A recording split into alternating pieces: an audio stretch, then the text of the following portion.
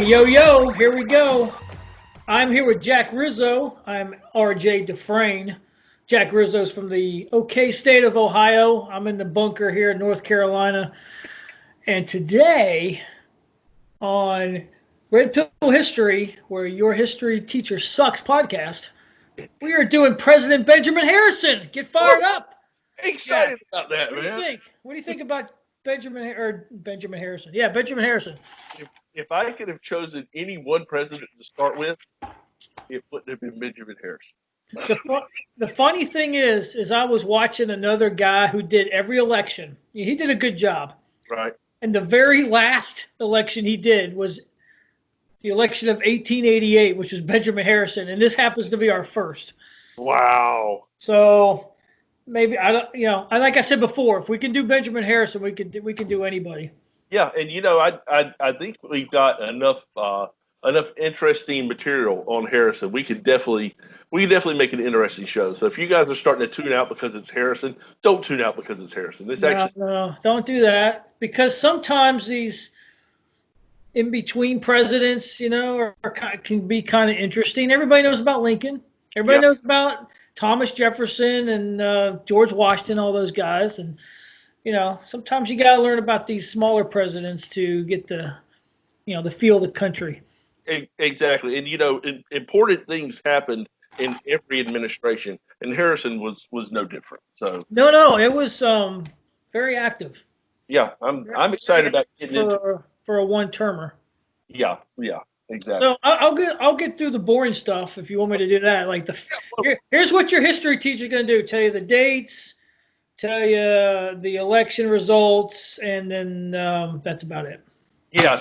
So why don't you go ahead and hit us with some factoids there, RJ? Well, this is your boy. He's the only president from Indiana ever.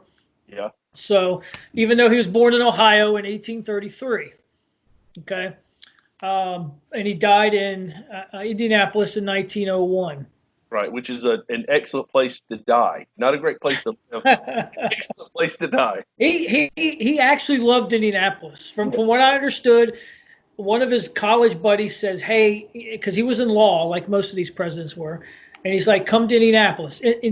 There, it's a very Presbyterian type, at least back then it was, type city. You'll fall in love with it. It's your people or whatever. So he moved there, and he never left. I mean, he left for other reasons, but his law practice was always in Indianapolis. And it comes to find out that Indiana really didn't like. I mean, they liked Benjamin Harrison, but they denied him for a lot of stuff. Like he lost the governorship, he lost the state for Senate, he lost the Senate seat. There was a lot of times where Indiana was like, nah, you just stay down a little bit. We don't really like you too much. Yeah, that was despite a lot of the political people in Indiana telling him how much they supported him and how much they wanted him for these positions. He just couldn't get the people of Indiana behind him. Right. So he was the 23rd president. He was obviously the president or the grandson of William Henry Harrison, the 9th president. Right. Which I got a feeling. I thought about this today. I'm like, so we do this random generator thing to pick the presidents because we're not doing this in order, children. We just picked a random thing. I have a feeling that when we do the random generator after the show, it's going to pick the 9th president, William Henry Harrison. I have a feeling it's going to do that. And of course, he's only president for 30 days, so. Right. That might be a blurb. That might be a blurb podcast. Yeah, it could be. If you ever watched the movie Airplane, it's probably kind of risque these days about the. Here's your. Do you have something light? Oh, here's a leaflet on famous Jewish athletes. Oh, thank you. That's William Henry Harrison. Rod Carew's half Jewish, man. And he's half Jew. But I think he's also the great grandson of Benjamin Harrison, his namesake, right? Who was the governor of Virginia, yes, and signed the Declaration of Independence. So he had the name. He had a lot of people surrounded him that that's known him for generations and generations. So Right. kind of like the Bushes, or Right. I think, it's a dynasty type deal almost. right. I think that the Harrisons, along with the Adams, were like the first two, almost like uh, royalty political families in the United States. Right. So it's And it kind of didn't, interesting. yeah, it didn't seem like Harrison ran on that. He almost wanted to be his own person. Yes. Um, he was 7 years old when his great grandfather or his grandfather won the presidency. Hmm. Um, and he tried very hard, from what I read, to kind of he worked with his name, but he also didn't want special favors because he was a Harrison Right. at all. So he really worked his way up, and uh, his name helped. The Civil War helped. He was he was a brigadier general, I think. He They was. finally labeled him as a brigadier general. He turned down a post by Abraham Lincoln, and he said, "I'm not qualified for it." And then at the end of the war, they gave him the brigadier general. So Right. He was actually the last Civil War general to serve as as president. right, So right, yeah. He was the last president to that was the bearded presidents. Chester Arthur with the lamb chops and all that stuff. So he's the last president to actually hold a permanent beard. yeah. The first president to have his voice recorded, which was pretty cool, and you can find that on YouTube if you look for it. Yep. It's very squeaky type voice. It's real. It's cool, but it's kind of like didn't sound presidential to me. I don't know. Yeah.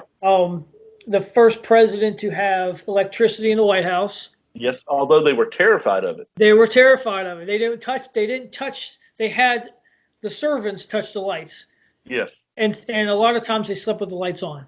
Yeah. Because they didn't want to get electrocuted. Because this was like, where's the gas lantern at? I mean, Right.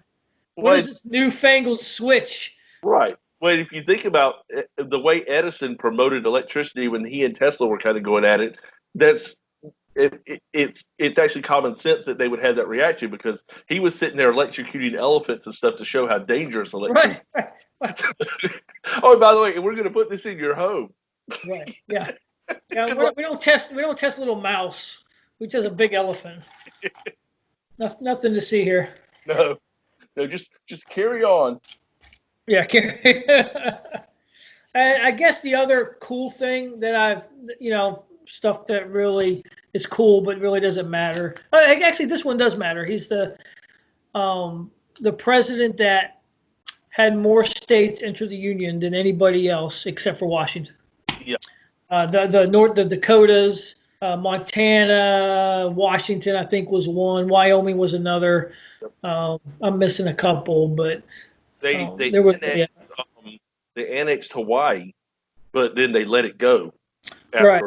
Yeah, they that. annexed it. That wasn't a statehood, and a lot of that was because they wanted these states to vote Republican. Yeah. For the most part, and this was a time, obviously, and the other interesting part was he was between the two Cleveland presidencies, and Cleveland was the only one that's president and then lost, and then was president again. Benjamin Harrison also didn't win the popular vote. Yeah. There's a lot of similarities between his presidency and what we're in right now. Right. On the surface it doesn't seem like it, but when you actually start digging into it, you see a lot of and there's a lot of similarities with every president, but specifically with him, it seems like there's a lot of similarities to how he won and what he ran on and things like that. Right. Yeah, and to that point, Cleveland, who he beat, well, it's kind of similar, but Cleveland was an incumbent. This time there wasn't really an incumbent. Right. And Cleveland was kind of popular. So he won. Cleveland was the only president. I know we're not going to Cleveland here, but he was the only president to win other than FDR to win the popular vote 3 elections in a row. Yeah. So yeah, when people talk about, well, he lost the popular vote, and they go on with the electoral college, and I know you have your view on the electoral college, and so do I, but it's not the only time it's ever happened. No. Quincy Adams won without the popular vote. There's been 5, I think. Rutherford B. Hayes was another one, but it's not common, but it's not uncommon as well.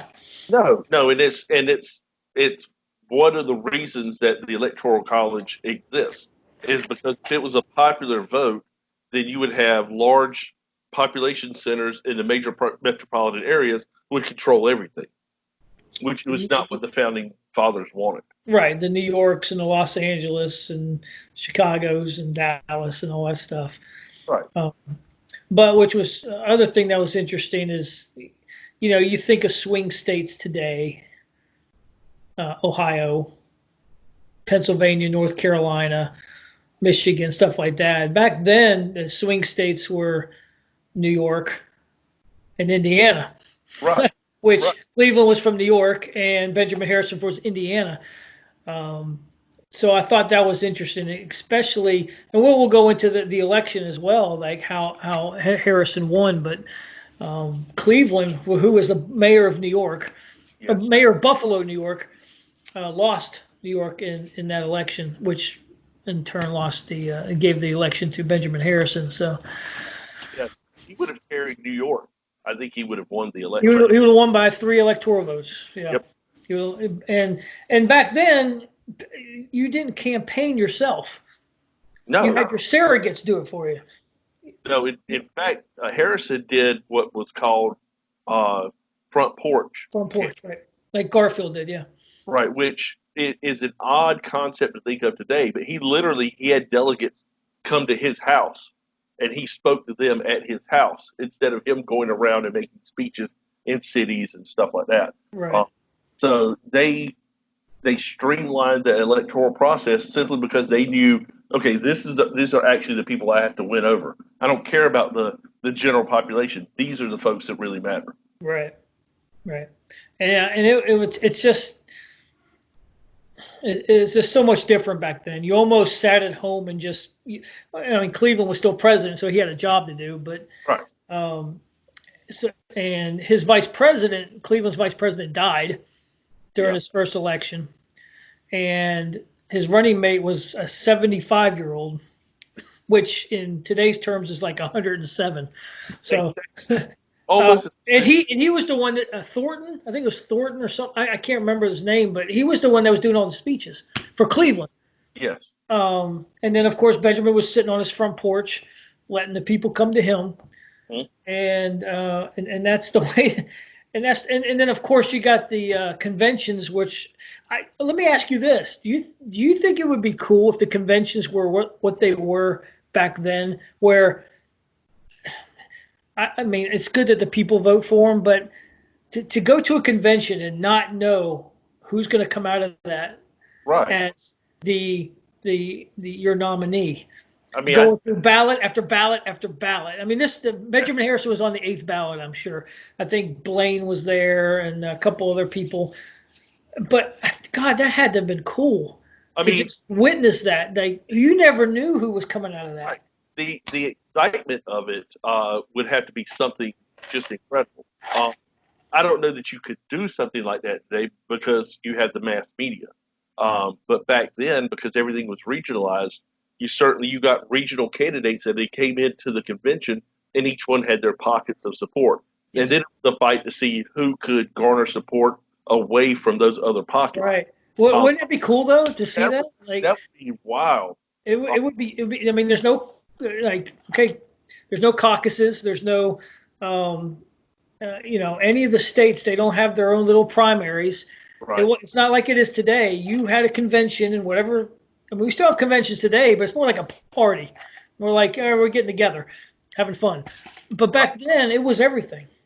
Right. This is who we're going to nominate, and backroom deals. Cigar smills, all that stuff. It had to have been just And the It'd be cool to see, and it'd be cool to see if that was still happening today. Yeah. To see what would come out of that. Well, It's and almost like might it's. see that. Yeah. We might see that with the Democrats right now coming Well, up. we could. It could be like an emergency thing this year if our prediction comes true. But again, that's for for a different subject, I guess, different time. I don't know. I am fascinated with the conventions back then. Fascinated. No, they were what the conventions were supposed to be. Now, first off, we weren't supposed to be a two-party or three-party or whatever system. We were supposed to be. You had delegates that you, like I said, as a regional candidate, you garnered support from delegates, and you put your name on a ballot. Right. It wasn't a matter of, okay, this is going to be the nominee for this party, and this is going to be the nominee for this party, and they're going to go head to head. The founders didn't want that. But when it kind of devolved into essentially a two-party race every single time, that's when the national conventions took shape, and they became, like you said, they became carnivals almost. They guys came together and they gave speeches, and some of them made deals, some of them talked trash about their opponents. If you think political backstabbing and trash talk is bad now, it's nothing compared to what it was 100 years ago. Right. And most of those people, the surrogates or the people behind the scenes, were doing certain things to get positions later on if they won the presidency, to get little cabinet, maybe not cabinet positions, but little things here and there.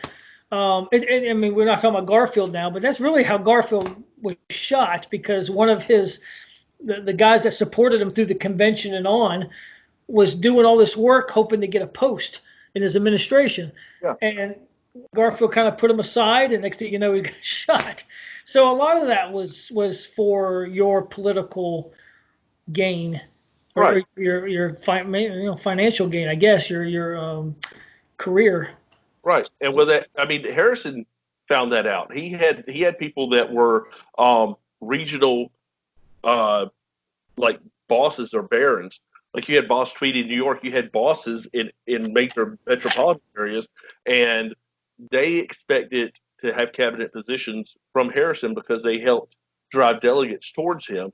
And when he kind of bucked the system and said, "I'm not going to do that," then he made a lot of political enemies that ended up being part of his, I don't want to really say downfall, but it definitely led to him not being as strong a candidate when he went for re-election. Right. Right. Well, a lot of things led to him not being a stronger candidate, and it's when I studied this a lot, it's kind of weird. Like, you never see an incumbent who was popular like Cleveland lose. Right. And he lost his own state, and there's reasons for that I found out, but it's kind of weird to how all this happened. I don't think you would see that today. A popular president that's an incumbent to lose. No, I don't think that would be even feasible now. There's so much. First off, there's so much power in being an incumbent that it's very difficult to beat an incumbent, regardless. But then also, somebody that's popular, there's no way that could happen today. Yeah, you would have to have something catastrophic happen in the last few weeks leading up to an election for that to ever happen. And then they wouldn't be viewed as popular. They'd be viewed as somebody who shot themselves in the foot, basically. Right. And the other thing, back then, you didn't, just because you were president didn't mean you were guaranteed that nomination for next election cycle. Cleveland was the first Democrat to be nominated 2 times in a row since Martin Van Buren.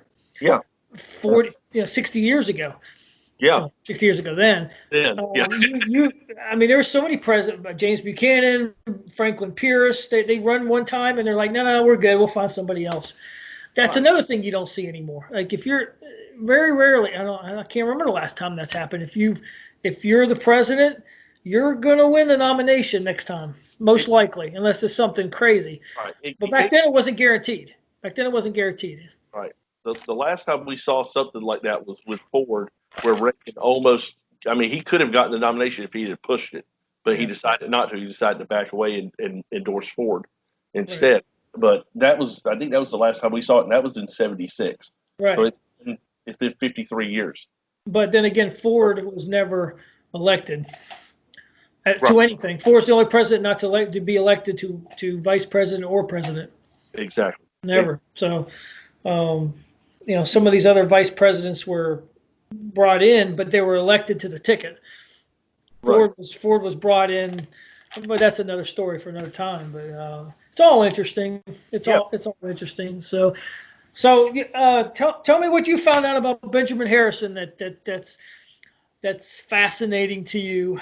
Well, the thing that I found out, of course, he, like I said, there were a lot of similarities between Harrison's election and his role as president and what's going on now. He was a big supporter of tariffs, specifically the McKinley tariffs were monstrous. I mean, we look at tariffs now and it's 8 to 10, maybe 12% at most. You're talking about a 50% tariff on everything from tin to wool to sugar, basic staples. And break down tariffs real quick. Like, the definition of a tariff, and is there a difference between a tariff in the 1880s and a tariff today? Right.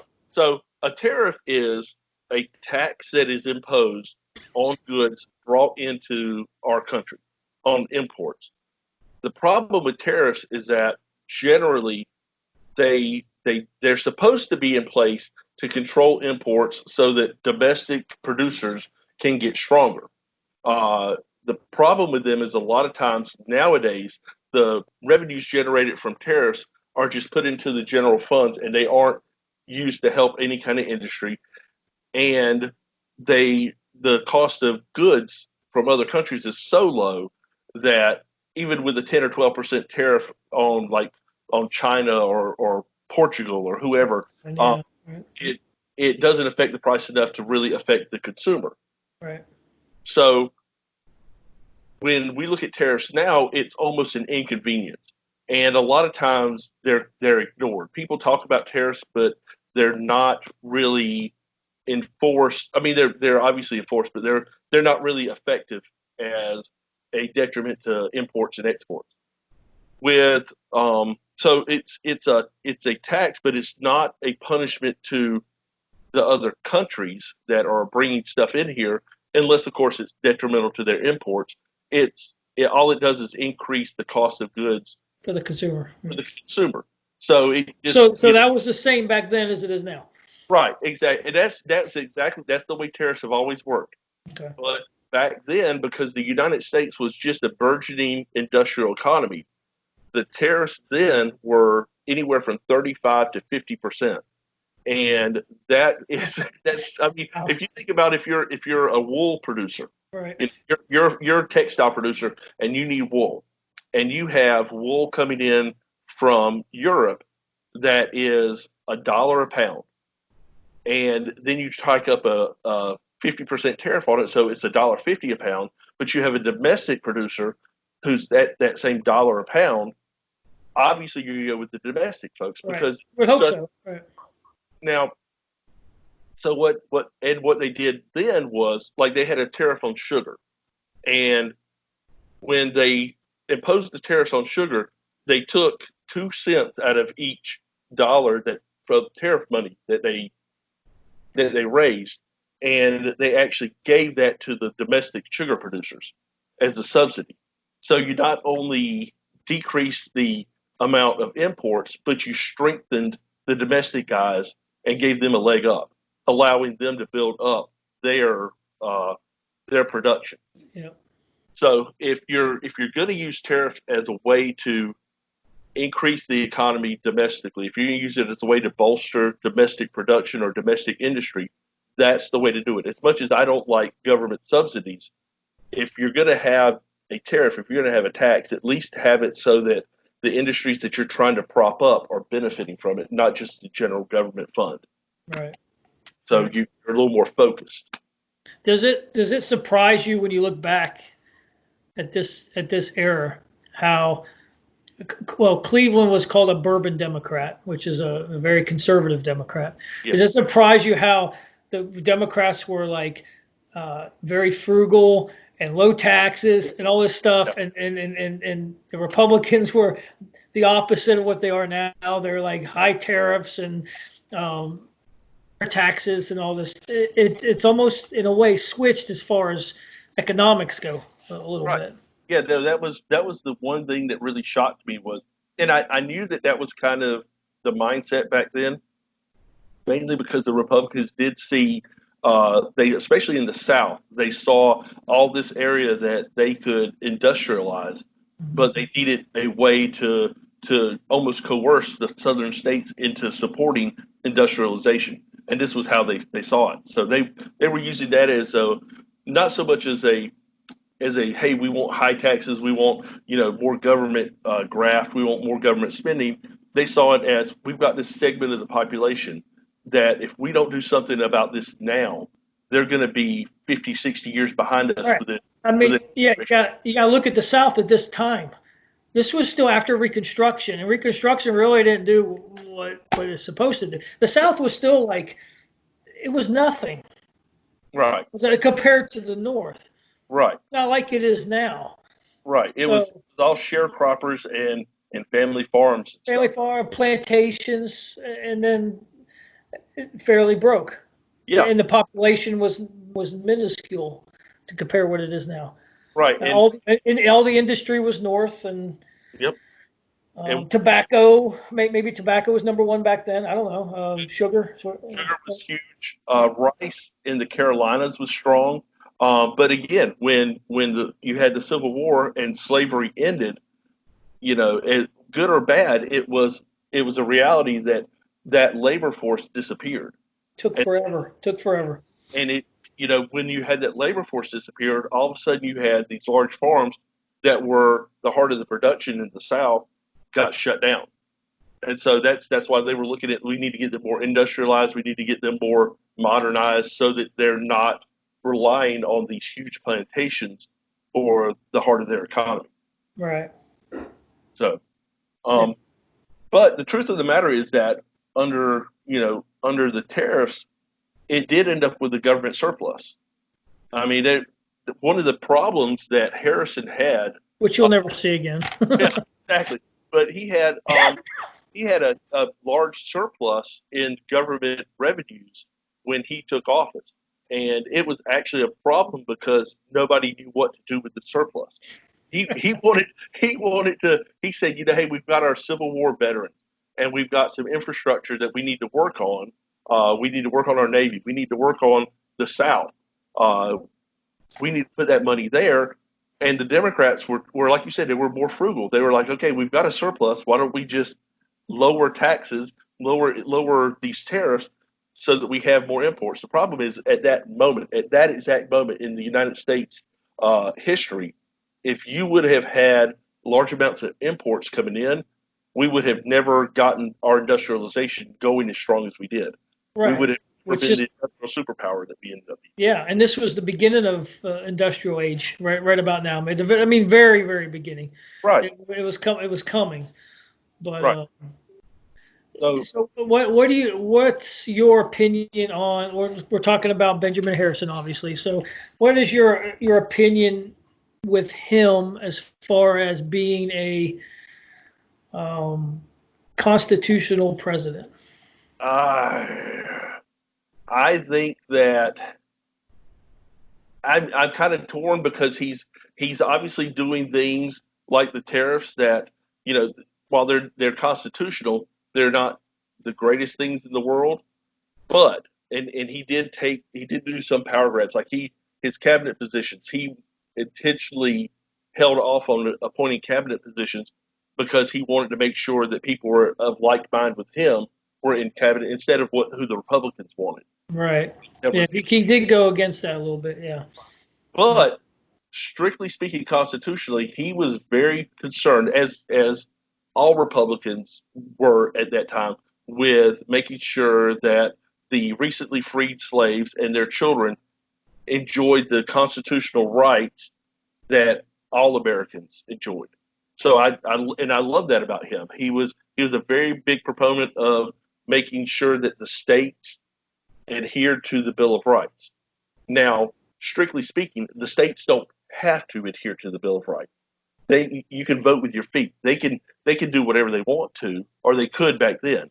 But he was the first president who had the mindset of, if we're going to have a Bill of Rights and we're going to have a federal Bill of Rights, then either we need to make sure that the state is required to adhere to it, or we need to be a watchdog on the states to make sure that they are trying to adhere to it. So in that aspect, he was non-constitutional because he wanted to take power away from the states, where power was originally seated with the states. And that the original mindset was the states do what they're supposed to do, and if you don't like what a state's doing, you can move. If you don't like what Pennsylvania's doing, you can move to New Jersey. Right. Right. And Harrison was more of a mindset of, if the federal government says everybody's going to do this, everybody can do this, then that needs to be nationwide. It shouldn't be up to the state. You shouldn't have to have in, I think it's Massachusetts, you had to be a member of the Church of Massachusetts in order to hold office. Yeah. You shouldn't have that. As much as he enjoyed as a Presbyterian, all of his cabinet members and all the people around him being of that same mindset religiously, in some states you had an actual religious test for office, and he didn't see that as being right. He saw it as, we need to have a blanket coverage for the United States. So I would say he's probably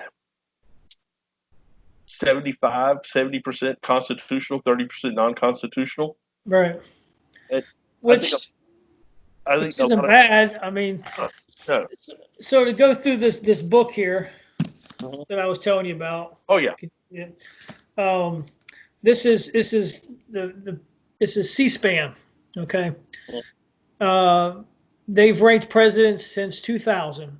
So they've done it 3 times: 2000, 2009, and 2017.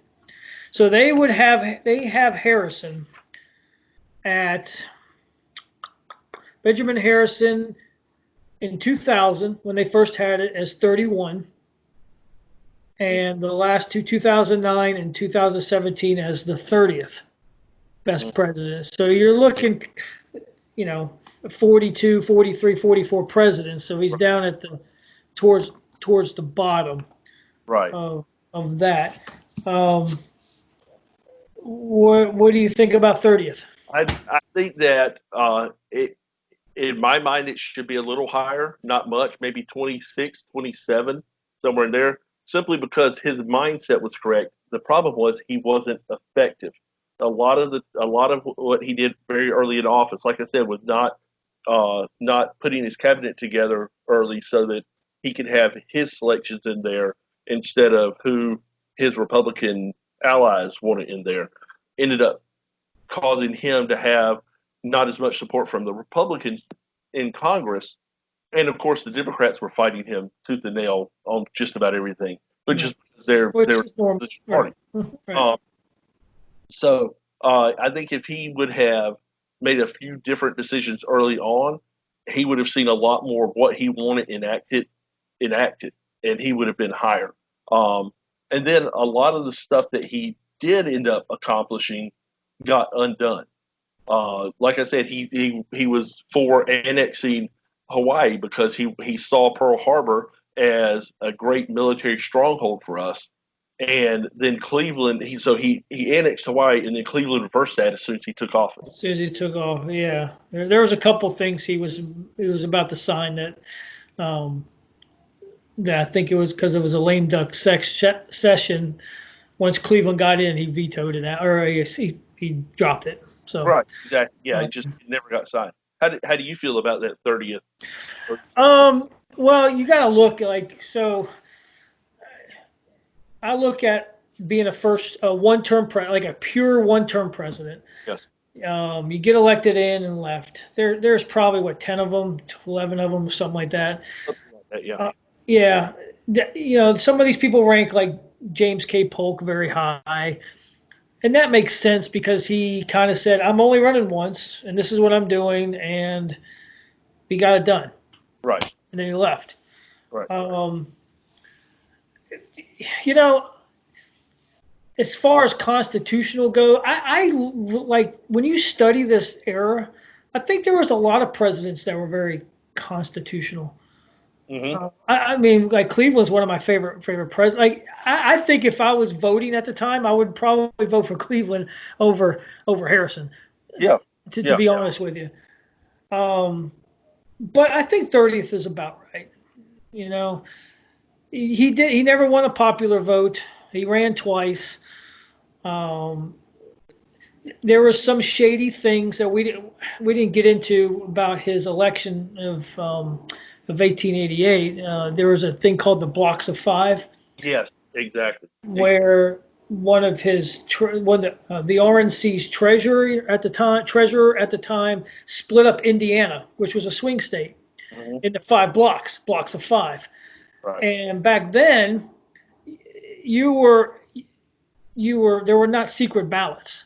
The ballots were handed out by the political party. And if people didn't really know who to vote for, you could actually pay them for their vote. Yeah. For, here's $2, vote for this person. So he sent out a bunch of people in a very important state, which was Indiana, in which he won, by the way, and Cleveland won before that, to win that state. Now, when the Democrats found out about it, they posted it in all the newspapers trying to say, hey, look, they're buying votes. Didn't really work too well. But I think Harrison would have never been president if Cleveland would have campaigned just a little bit. Just a little bit in his own state, Right. of New York, and Yeah. it would have never happened. So, but it did happen. I think 30th is about right for him. And in fairness to Harrison, he claimed to have not known anything about the blocks of five that were going on. It was actually never proven that he had anything to do with it. It was the party machine that were his friends that were doing those kind of things. And again, they were doing that hoping to get cabinet positions and things like that. Like I said, one of the bosses, I want to say the one in Philadelphia, who wanted a cabinet position, said after he was denied a cabinet position that Harrison will never know how many people they had to run through simply to get him the nomination. Yes. He was pretty upset about it. And you got to wonder how corrupt some of those elections were back then. I mean, we go to, I know we're not doing Rutherford B. Hayes, but that was probably one of the most corrupt ones of all time. But there was no media, there was no 24/7 media. Right. So you just kind of wonder what was on the up and up. Right. I mean, even the George Washington election, there was some talk about some sort of sways going on back and forth just to make sure Washington, he was going to be president anyways, just to make sure he was unanimous. Yeah. That was they wanted to make sure that if nobody else was behind him, yes, he was unanimous. Yeah. So there was a little shady business to that. But that's politics, right? I mean, it's worldwide. It's in history. It happens. Yeah, exactly.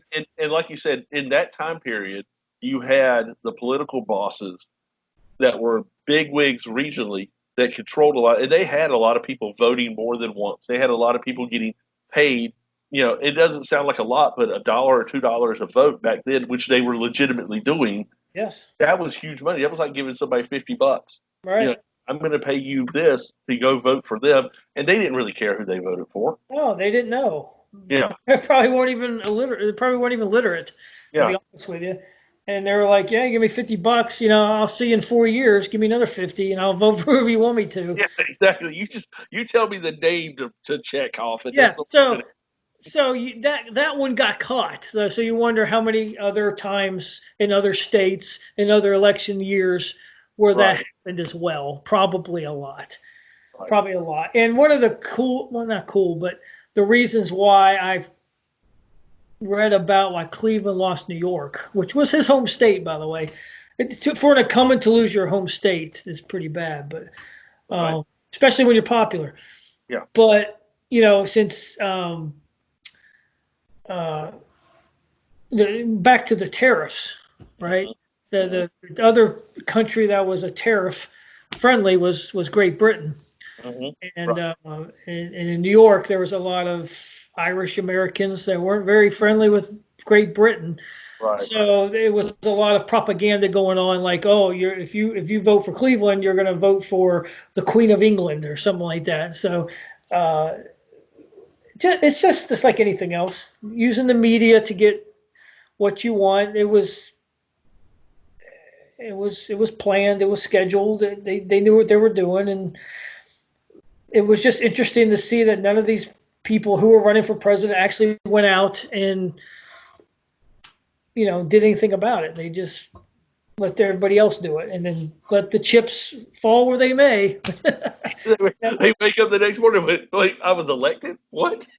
And the other cool thing and is where when Harrison's during his inauguration, it was raining, Hmm. and while he was giving his speech, Grover Cleveland was holding the umbrella above his head. Really? Yeah, so I thought that was pretty cool. I did not know that. Yeah. So, so talking about the constitutionality of Harrison, he did. He expanded out. They started the Forestry Act and things like that during his presidency, which that's where I say he wasn't constitutional because nowhere in the Constitution does it say the federal government can do a land grab. It's a land grab is what it is. And I love, me, I love the outdoors. I love the mountains. I love camping. I love the national forest. I love the national parks. Right. But should the government of taken Yosemite and Yellowstone, it's not constitutional, but I'm Oh, kind of glad they did. But at the same point, you're like, there has to be a line at some, right. because Yeah, eventually they're going to keep, well, we need to preserve this and we need to preserve that, and before long, you're not going to have any land. It's not right. going to be. It's all going to be public, which is, public land. It's government land. They own it now. Yeah. Trust me. I mean, they can say public. They can say owned by the people all they want to. Right. If the Right. people try to use it for Well, something they don't like. I mean, yeah. we're seeing the effects like with the Bundys today, with the ranchers that are wanting to have their cattle graze on public lands because that butt right up against their farms.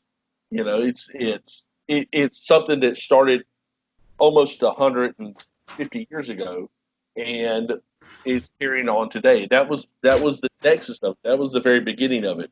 And you know that's I don't that doesn't sit well with me because my mindset is so many people owned such huge tracts of land back then, it would have been nothing for people to donate lands as a protected park, Yeah. uh, instead of just the federal government saying we're just going to take this as Yeah. a national park. There are, at least here in Ohio, there are a lot of parks that uh, Garfield donated. That was his family land, and they're protected parks now because that's how they set them up. There's no reason for somebody to say, okay, we're going to take this strip here and we're going to have that as owned by the federal government. It's not constitutional. It's not something that sits well with me in general. And I'm like you. I love the outdoors. I don't go wander around in them as much as you do. But Well, I mean, it's kind of, yeah, it's tough because if you were a developer, man, that area around the Grand Canyon would be a nice place to put some real estate. oh But I'm yeah, glad they didn't.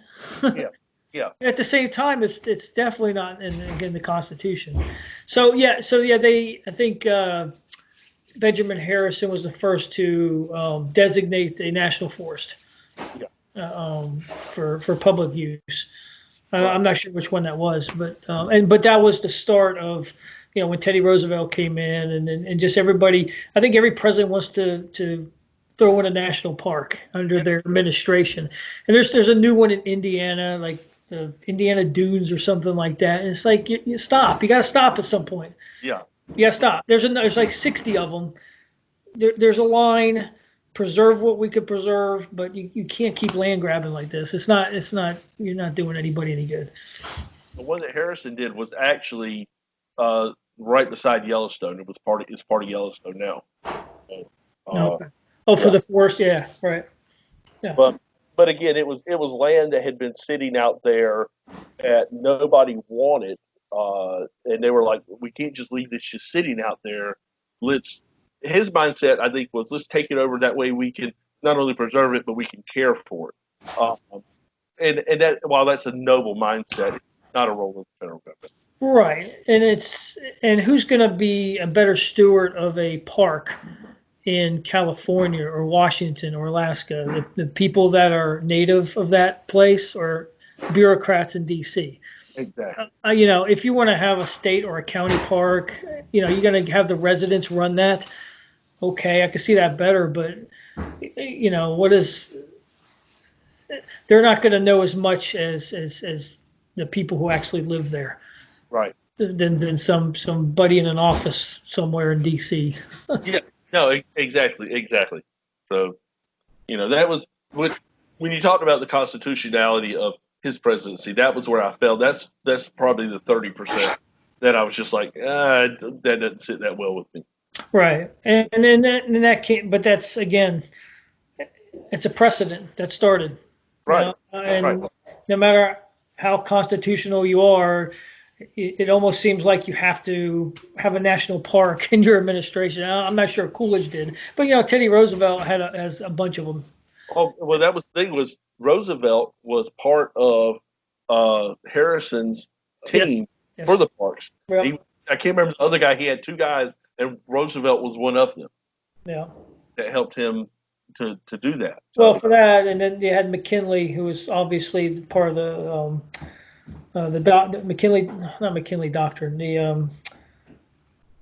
Oh crap, I lost my mind. But McKinley was a big part of his administration as well. Yeah, well, the tariffs were straight from McKinley. Yes. That was McKinley's idea originally, and Harrison became a champion of them. Yeah. And actually, he increased them. Then later on in his presidency, he backed off of them a little bit because other countries said the other countries were feeling the bite of it because we were a burgeoning economy. They wanted their goods in here. But they couldn't get their goods in here efficiently because of the high tariffs. So the other countries, and that's the thing people need to understand, the United States had these high tariffs and other countries had the same exact situation. They had high tariffs on any imports for them too. So what they said was, we're going to reduce our tariffs if you'll reduce your tariffs. And that's what the United States did. And that's negotiating. Right. I mean, let's make a deal here. Right. That's the best practice for a tariff. That's what tariffs are actually supposed to be for. Right. Is so that when you have a country that is restricting your goods into their country, but sending everything into yours, you kind of even it out a little bit, and you get everybody at the table. So right. So, I guess any more final thoughts on Benjamin Harrison, or any? I found out where he didn't even want to run the second term. He was like, I'm done. But the party told him he needs to go. He needs to run. So he did it for the party. He really was over it. Yeah. Which to me, when I see that, it's kind of, to me, I'm like, I think of him as a better person, to be honest with you. Like, he doesn't think he's that great, though he knows he's important. Give the power to somebody else. Yeah. I did my job. This was my duty, and I did it. And so it's time to move on. So I see that a little bit as a something that's noble in a way. Well, and that was, you see that through his entire life, like you talked about early on with, the pedigree that he had with his grandfather being a president and his great grandfather being a signer of the Declaration of Independence. He had that pedigree, but he never really intentionally used that pedigree to give himself a leg up. Right. It could have helped him with his positions in the Army during the Civil War. Yep. Oh, you're Harrison. Okay, well, we'll give you this post. And some, like I said, some of them he turned down. But once he took the post, he didn't just sit back, and he ran with it and said, and he ran up to the ranks. He was the Supreme Court in Indiana. He tried to run for the Senate. He was governor. He did all this stuff, try to go up in the ranks. He didn't just say, "Hey, I'm a Harrison. Give me the nod." Right. We didn't have a Jeb situation. Oh yeah, well, right, right. I'm a Bush. Give me the presidency because I'm a Bush. Right. And yeah, he didn't seem as arrogant like Jeb did. No, no, but so you have to admire that about the man. Uh, it, I think that he was a product of his time. I think that if you had him 50, 60 years before then, he would have been a nobody. He would have been a postmaster or something like that. If you had him in modern times, he would just be just one of the guys in the inner workings of the political party. Yes. You know, uh, or he might have been a Bush. He might have been something like a Bush these days. Well, that's the other thing I was saying. Like, if you can compare him to a president of your lifetime or modern president, who would you put him up against? Who does he seem like to you? In some ways, to me, he seems like a Carter. Not because he was a one-term president, but whether you like Carter or not, the dude was genuine in a way. I think he has some likeness to Nixon, the good sides of Nixon, where he understood the inner workings between other countries and the United States. He wasn't protectionist. Um, he was very much America first. It was actually the beginning of the populist movement, Right, uh, right, right. and he recognized that. And Nixon did the same thing. Nixon went to China when nobody else would go to China. They literally say only Nixon could go to China. Yep. Uh, and I think Harrison was kind of the same way. I think that he had a worldview that not very many people of his time had. There was a lot of protectionism going around, and you see that with the Democrats that were in office then, who were very much almost like a hunker down and let's just stay small. Whereas he had more of a world. I see America as this almost empire that can grow from what we are now. Well, I think he was a big part of building naval ships. Yeah. No, he Um, modernized the Navy. They went from two ships to like in the Navy to 10. 20 or something, right? Yeah. Yeah, yeah. And maybe that's why he was looking at Pearl Harbor for Yeah, that no, very reason. yeah, he was. Very, the United States came from a non-naval to a naval power under his administration. So you can look at that as something that's positive. Well, and you have to look at again the times that he was in. We had conflict with Canada over the Aleutian Islands. Yes, The for fishing. fishing rights. Yeah. So we had not an enemy to our north, but we had somebody that we had conflict with right to our north. We had a conflict with Chile, Yes, Chile. both Yep. South America, so we had enemies to our south, and we had just expanded out into the west. And he knew if you have that border, we're going to have enemies to that side, which is why he wanted to look at Hawaii and Pearl Harbor, and because we needed a way to protect ourselves from that side too. We had the southern protection, we had the northern protection, and we'd always had the eastern protection. Now we need to look at the West. And again, that goes back to his mindset of, we can't just be our own little island here. We have to be part of the world around us. Right. And what is it going to look like 20, 40, 50 years from now? Exactly. So, and a naval force is one of those things we got to build up Yeah. in Yeah. order for that to happen. Yeah. Absolutely.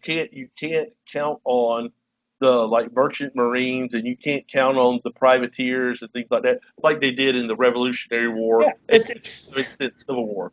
right. It's amazing that we even won in the first place because Yeah. of our lack of naval power. If Uh, if it weren't for the pirates in the Revolutionary War, we wouldn't have won navally. You know. well, and the French as well. The French came by, but the British had the power. Yeah. War of Exactly. 1812, same way. Yeah.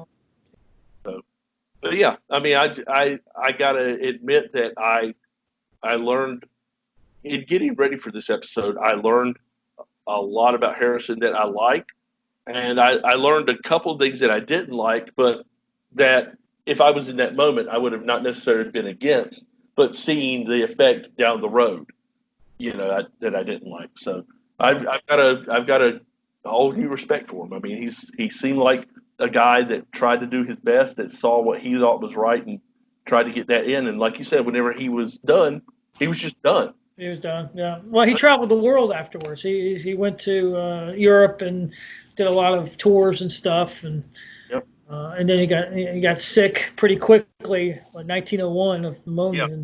and Yeah. back then when he got that at his age. You were done. You were just done. Right. So Right. he he lived his life the way he wanted to. That's for sure. Yeah. Well, you could look at it that way.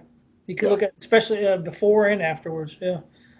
So I'm gonna do the number generator here, and while I'm doing that, the one thing we didn't talk about is I don't know if you want to add something to it, but back then there was a lot of talk about bimetallism and the gold standard. I Uh, can't believe I forgot that. yeah, because that was pretty huge. I just remembered that too. That was one of the bigger. So if you want to just throw your 2 cents on Yeah. that. So yeah, back then there was a lot of argument as to whether the U.S. not that we needed to get off of a metallic standard, and what people might not, so especially younger folks that are watching this, might not realize is that the U.S. dollar used to be backed what's called the gold standard, where for every dollar in the marketplace there was a dollar's worth of gold in our reserves. And there was a fight back then between whether we needed to just stay on the gold standard or whether we needed to go to a gold and silver standard. That's silver. Right? And I think back then, if I were alive, I would have probably been one of the bimetal folks because you have gold, which is your higher dollar amount, you have silver, which is your lower dollar amount. I could see the benefit of that, especially since with the gold standard, the world gold, I mean, not the world, the U.S. gold reserves were basically being depleted because we were having to pay other countries when we paid taxes, when we paid tariffs on imports, we had to pay that in gold, and it was quickly depleting our reserves. So, which is why folks wanted to go on a part of the reason they wanted to go on a two metal standard. Um, but that was a big fight back then. Of course, now we just print money just you know because we got the paper to print it. Hit the button. Yeah, but yeah, back then that was a huge fight, and it was again it was one of the reasons that Harrison did not get a lot of the cooperation that he normally would have because he was very much a proponent of the gold standard, and we need to stay on the gold standard. Right. He didn't see the benefit to being on a bimetal. Right. So yeah, I thought that was. I mean, that was something that went on for a while. Yeah, For the William Jennings Bryans of the world coming up, who would run up for several times, huge on the bimetallism and the gold standard and all that stuff. So it was an issue that was pretty hot and heavy. yeah, Back and he wasn't the first or the last person to run into that issue, but that was the beginning of the loggerheads. They called it a political football back then, where neither side really wanted to touch the issue, and Harrison had the guts to say, "No, this is what I want us to be on." And because he was willing to take a stand on it, neither party wanted to work with him on it. right. It was kind of Right. weird. Yeah. Well, how dare you make a stand? Yeah, You're supposed to wheel and deal in this spot. I mean they had been So dealing with it for 20 years. They had gone back and forth with it, and nobody wanted to make a definitive statement. right. All right. So any last words on the 23rd president? No, I think that folks, if they want to learn more about Benjamin Harrison, there are quite a few things out there written by him. There was a website, I want to say benjaminharrison.com. Oh, no, history.com. If you go to history.com, they've got a really good section on Benjamin Harrison. Not everything that we talked about is on there. We gave a lot of information that they don't necessarily cover because that's our intention is to teach you the things that they don't teach you in history class Right. because your history teacher sucked. So teacher sucks. But if you want to learn more about Benjamin Harrison, history.com, look up Benjamin Harrison, and there's all kinds of links and stuff in there. You could rabbit trail on this guy for days and days and days. Yeah, I'm sure you could do that with all of them now at that point. I mean, if you could, like I said, if you could do it with him, they probably got all the information. Well, since you lived in Indianapolis, did you ever see his house? Was it like supposedly it's a museum now or something like that? It is. I never went to it. I drove by it a couple of times. It's a beautiful home, just like the the Garfield house here in Menor, where I'm at, is a beautiful home.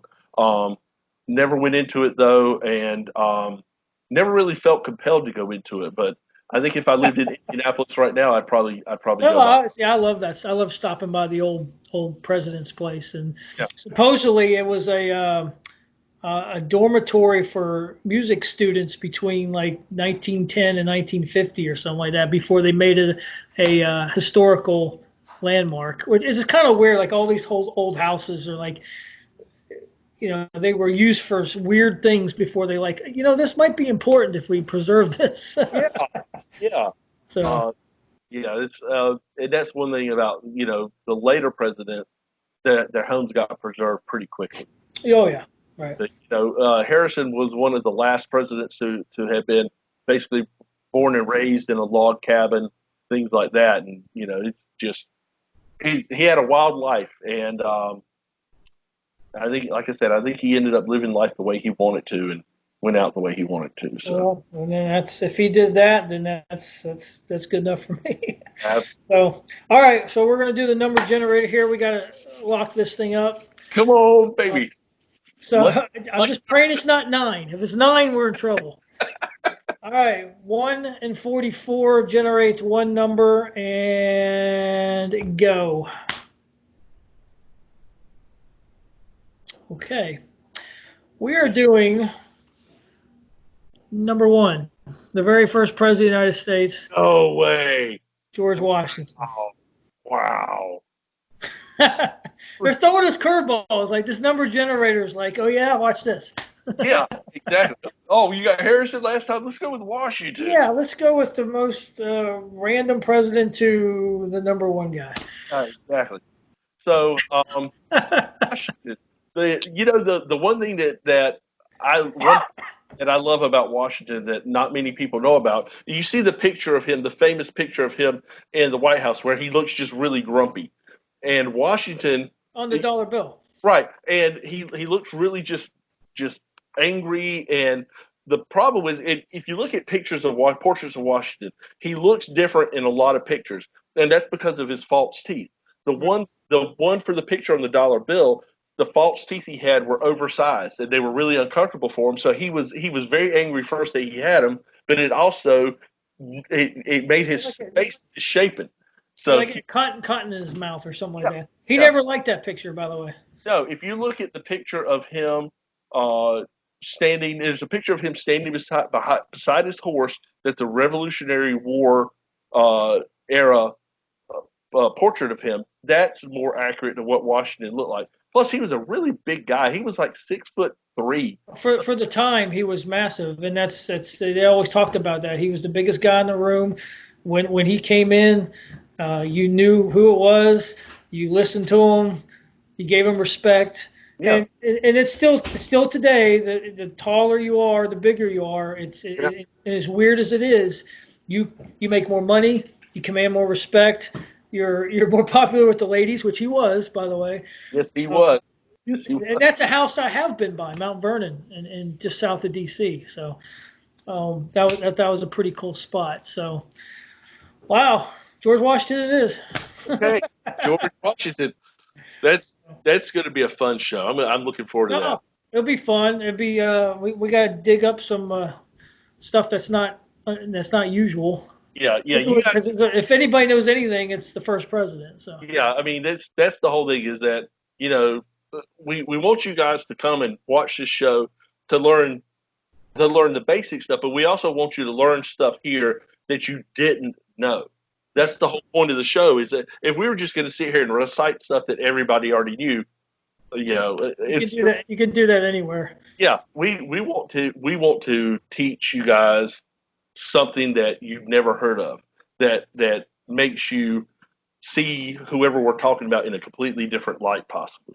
So that's gonna be a task right there. So we had, for our first show, we had a monumental task of making an hour show on Benjamin Harrison, which ended up being pretty easy to do because Harrison is a pretty interesting guy.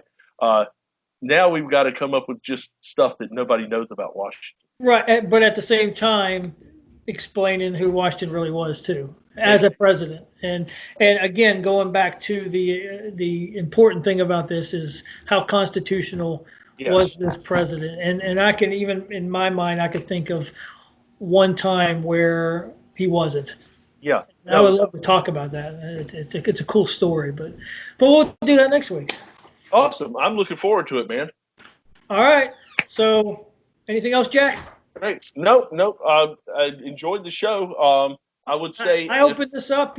I open this up. You close it out. How's that? absolutely, absolutely. So you guys, hey, we appreciate you spending time with us. We hope you enjoyed the show as much as we enjoyed making it. If you would be so kind as to hit that subscribe button, and make sure that you are getting all of our latest videos that we put out there, and also leave us a review if you get a chance. If you're listening to this on iTunes or whatever platform you're listening to, or you're watching this on YouTube or whatever platform you're watching on, leave us a review, leave us some comments, let us know that you guys are out there, and we just love hearing from you guys. So I'll say this for RJ Dufresne and myself, Jack Rizzo. We appreciate you guys being here. We'll catch you next time on Red Pill History. Boom. Boom. Love it. Good job. Yeah, man, that was awesome.